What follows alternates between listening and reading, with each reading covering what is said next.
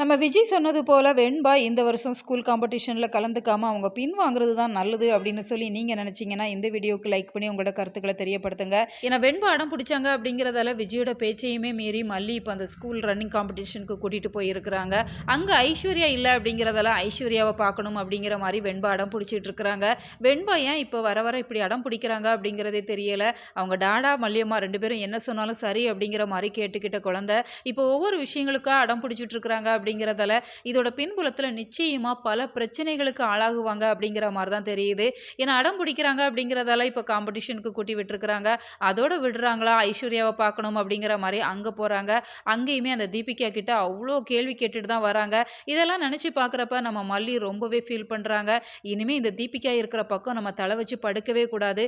விஜய் சொன்னது போல வெண்பாவுக்கு நிறைய ஆபத்து இருக்குது அப்படிங்கிறத இப்போ மல்லி நல்லாவே உணர்றாங்க. அப்படிங்கிறதால வெண்பா கிட்ட திரும்ப திரும்ப சொல்கிறாங்க, இனிமே நீ காம்படிஷனுக்கு போக வேணாம் அப்படிங்கிற மாதிரி சொல்கிறப்ப வெண்பா கேட்பாங்களா, அதெல்லாம் இல்லை நான் போயே தருவேன் அப்படிங்கிற மாதிரி தான் சொல்கிறாங்க.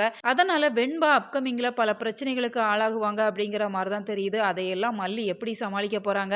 இன்னொரு பக்கம் விஜயுமே மல்லிக்கிட்ட கேட்க தான் செய்வாங்க, நான் சொன்னதை நீ ஏன் செய்யலை, ஸ்கூல் பக்கமே கூட்டிகிட்டு போகாத அப்படிங்கிற மாதிரி நான் சொல்ல தானே செஞ்சேன், நீ ஏன் காம்படிஷனுக்கு கூட்டிகிட்டு போன அப்படிங்கிற மாதிரி மல்லிக்கிட்ட விஜய் கோவப்பட்டாங்க அப்படின்னு சொன்னால் இப்போ மல்லியால் என்னதான் பதில் சொல்ல முடியும். ஒரு பக்கம் வெண்பா, இன்னொரு பக்கம் விஜய் அப்படிங்கிற மாதிரி மாற்றி மாற்றி இவங்க பண்ணுற விஷயங்களில் மல்லி தான் தவிச்சிக்கிட்டு சிக்கிட்டு இருக்கிறாங்க. அதனால் தீபிகாவோட கோபத்துக்கும் ஆளாகிறாங்க. அவங்க பண்ணுற ஒவ்வொரு விஷயங்கள்லுமே மல்லி தான் மாட்டிக்கிட்டு தவிக்கிறாங்க. அதனால் விஜய் மல்லி ரெண்டு பேரோட உறவுலையுமே எந்த ஒரு பிரச்சனையும் வரக்கூடாது அப்படிங்கிறது தான் ரசிகர்களோட விருப்பம். நீங்கள் இதை எப்படி பார்க்குறீங்க? உங்களோட கருத்துக்களை கமெண்ட் பாக்ஸில் சொல்லுங்கள். மேலும் இது போன்ற வீடியோக்களுக்கு நம்ம சேனலை சப்ஸ்கிரைப் பண்ணுங்கள்.